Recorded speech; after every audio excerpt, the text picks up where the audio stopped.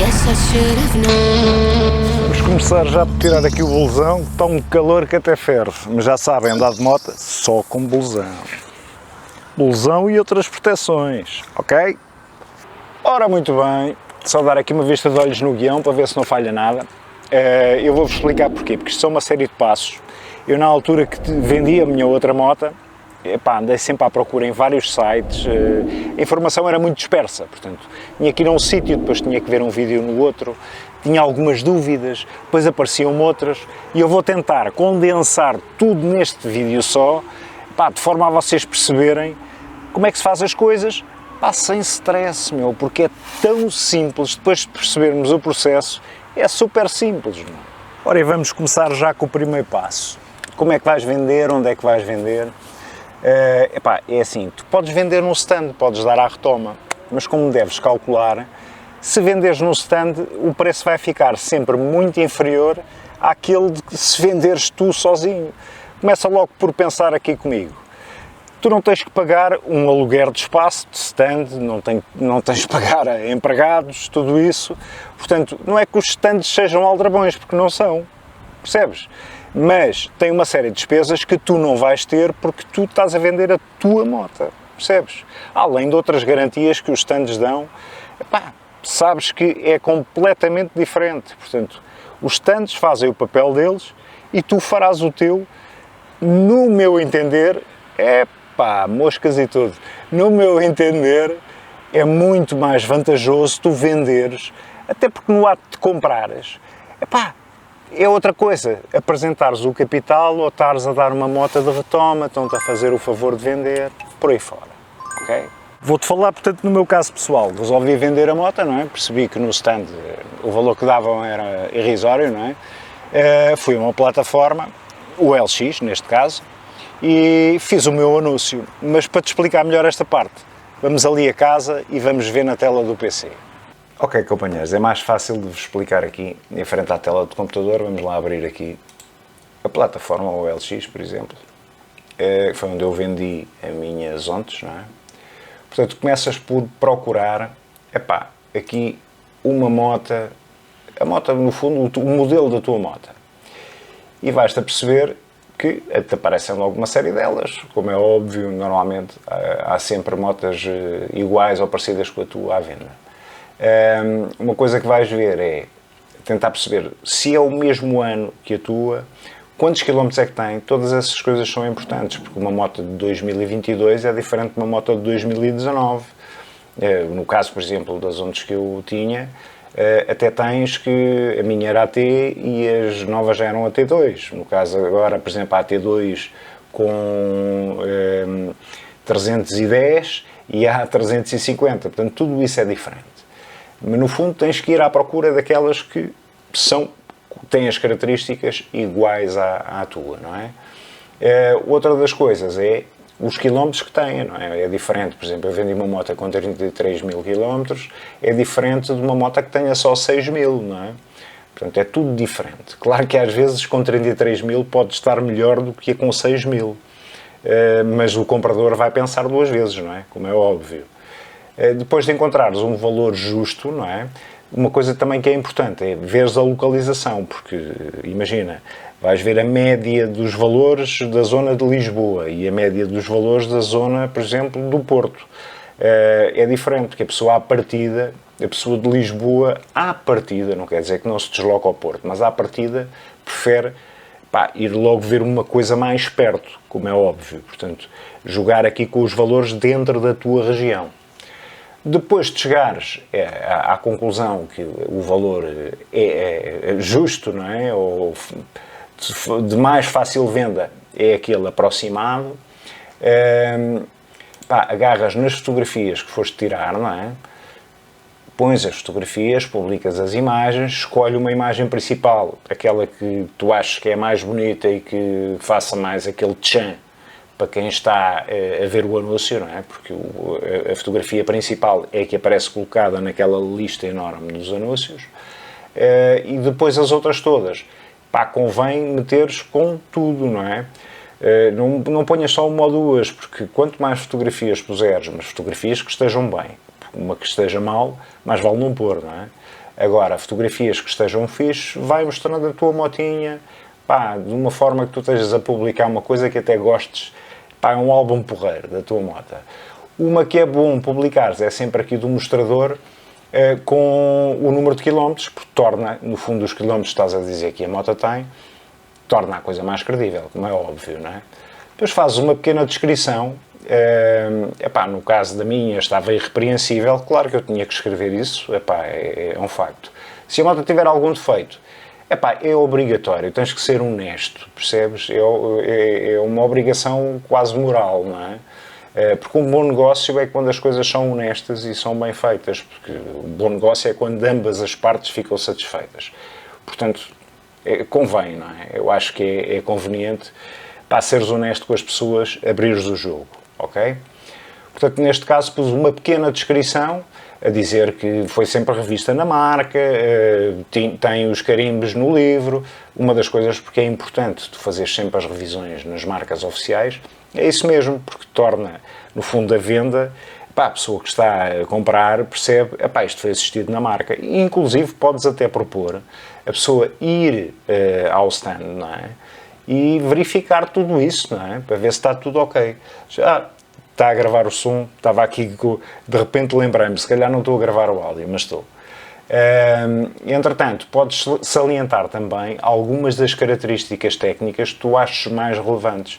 Pá, o caso, neste caso, é Achilles, são tudo coisas que, pá, que chamam a atenção e que a pessoa percebe se tem determinada tecnologia, por aí fora. Os pneus, as pessoas procuram, será que aquilo tem uns pneus muito fininhos, será que não sei o quê, percebes? Há determinadas coisas que é importante tu escreveres, pá, aquilo que tu achas que é relevante, o número de cavalos, por aí fora, pá, coisas que tu achas que chamam a atenção. Não vale a pena também fazeres uma ficha técnica, tipo site oficial da marca, embora possas fazer um copy-paste de coisas que lá estão. Porque, no fundo, a pessoa também vê as características principais, também pode ir ao site e ver as restantes, como é óbvio, não é? É mais só para tornares a coisa mais pro, ok? Fixas aqui o número do preço. Uma coisa importantíssima que eu acho que é essencial é dizeres que a moto é negociável. Porque se a moto for negociável, tens mais tendência às pessoas, no fundo, te contatarem e estabelecerem aqui um diálogo contigo. Vai-te aparecer muitas propostas absurdas, como é óbvio, não é? Aparece-te muita coisa absurda, mas, diz que é negociável. Mesmo as propostas absurdas, o conselho que eu te dou é responde sempre com simpatia, mesmo que as pessoas tenham um baixo nível a falarem contigo, nós não podemos descer ao nível de quem está com baixo nível, não é? Portanto, mantemos o nosso e somos cordiais, tentamos o diálogo, porque às vezes numa resposta a uma proposta absurda pode estar aí o teu comprador, percebes? É mesmo assim. Portanto, lá está, pões o modelo, o ano, a localização. Uma coisa que eu te aconselho é não deixes o número de telefone, ok? Falam tudo pelo chat da própria plataforma. Portanto, é menos permeável a fraudes, não é?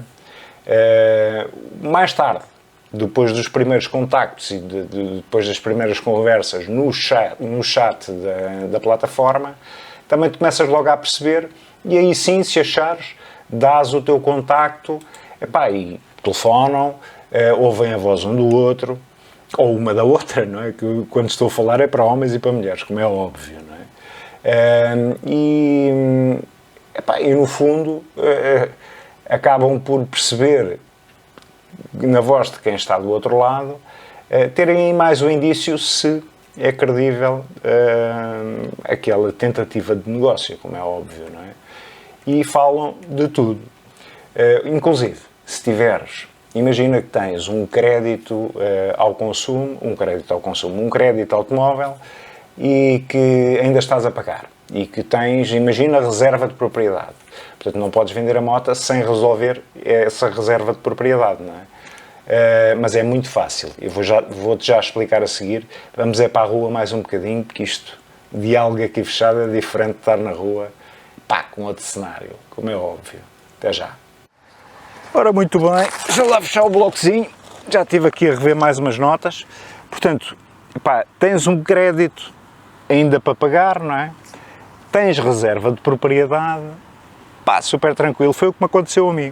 O que é que eu fiz? Expliquei ao comprador a situação. Epá, ainda devo, já não me recordo agora, na altura eram acho que 1000 e poucos euros. Portanto, o negócio que a gente vai fazer são de 3100 euros. Vamos pôr as coisas assim. Tranquilo. O que falta pagar à financeira, passas um cheque à financeira, ou fazes um MBWay, ou fazes seja o que for, ou entidade de referência, e pagas essa parte à financeira, a financeira passa-te o papel, já pagaste, está pago, esta parte está liberta. E o restante, dão-te a ti, ok? É muito simples, é simples como a água, ok? Continua a existir honestidade acima de tudo. Epá, as coisas são feitas com transparência, é um negócio excelente, estamos todos satisfeitos no final, pá, impecável. Foi da forma que eu saí com o rapaz que me comprou a moto. Pá, foi tudo impecável. Portanto, na financeira, preenchem a papelada, aquele compra e venda, não é? Aquilo é fácil de preencher. E olha, vamos dar mais um pulinho a casa, que é para eu vos explicar como é que se faz. Tela do computador, simples. Portanto, para preencher a declaração de compra e venda, vais mesmo aqui ao Google, escreves declaração compra e venda de veículos, ok? Aparece-te aqui requerimento de registro automóvel, clicas, imprimes este papel. Isto vem em 2 páginas, ok? Portanto, podes imprimir frente e verso ou em 2 folhas separadas. Pá, não te esqueças é que da parte que não for, imagina, são 2 folhas, naquela que não tem assinatura, tem que meter tem que rubricar tanto um como o outro, tem que rubricar a folha, não é? Como é óbvio. Se for frente e verso, não tenho a certeza se é preciso rubricar ou não a frente, neste caso, porque no verso é onde vai estar a assinatura, mas pelo simples ou não, é pá, uma rubricazinha aqui em cima, nesta parte superior, pelos 2, ok? Para preencher, muito fácil.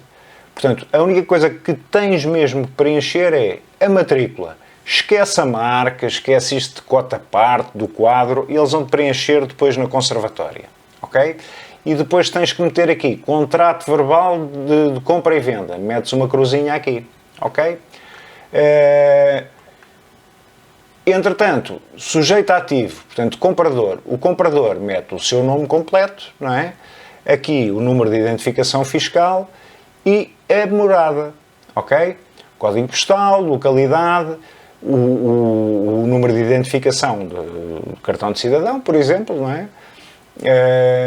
Mete aqui cartãozinho de cidadão, mete aqui uma cruzinha. Esta coisa até dá para preencher logo, percebes?